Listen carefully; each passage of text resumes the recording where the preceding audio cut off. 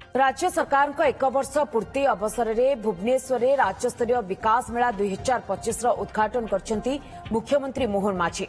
एही मेला 18 तारिख पर्यंत चलिबो।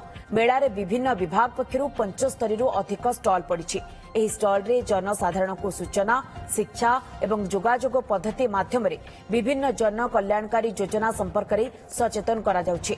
कार्यक्रम में उद्बोधन देई मुख्यमंत्री कहते 1 वर्ष मध्य विभिन्न क्षेत्र में उल्लेखनीय सफलता सह जनसाधारण को देथिबा प्रतिश्रुति गुड़िक वास्तव में परिणत करिछु। पूर्व बीजेडी सरकार को टार्गेट करी मुख्यमंत्री कहते 2 मिनिट रे हाथ हलई चलीगले हेब नाही।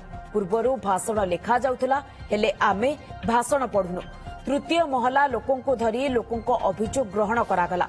परवर्ती पर्याय ताहा डस्टबिन रे फिंगी दियागला।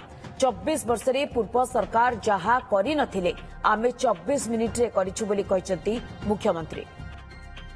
गत सरकार लंबा भाषण तो दउ नथिले, जहा लेखा थिला ताको पढ़ी दउथिले एवं सेथिरे किभଳି भाबरे लोकंकर विकास हेब, लोकंकु सीधा सड़क लोकंकर सहित संपर्क प्रतिष्ठा हेब, ये कथा को किए मना करिथिला। 2 मिनिट रे आमे हाथ हलई करी चली जिबा ये मध्य सभा पाए नहीं। लोकंकर सहित मिश, लोकंकर दुख शुण, ताको दरखास्त ग्रहण कर। 16 वर्ष धरिक मुख्यमंत्री अभिषेक प्रकोष्ठ रे तमे कहीं आसिल नहीं लोकंकर दुख शुणा।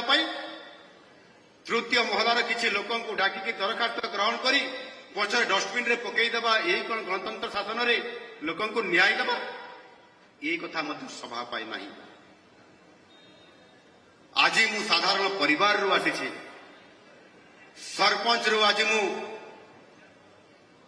मते ओडिशार लोक माने मुख्यमंत्री दायित्व देइछन्ति लोकंकर सहित मिसिबा पई, लोकंकर काम करिबा पई।